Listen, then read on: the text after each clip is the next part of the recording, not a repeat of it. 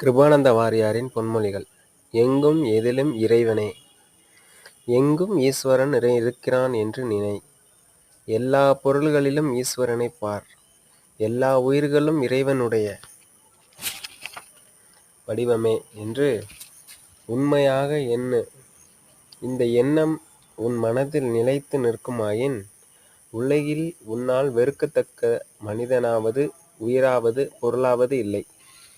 எல்லா பொருள்களிலும் இறைவனை காணும்போது எதை நீ வெறுக்க முடியும்?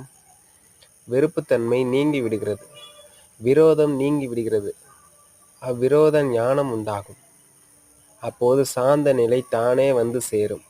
சாந்த வடிவான இறைவன் உனக்கு எங்கும் தோன்றி அருள்வான். நன்றி.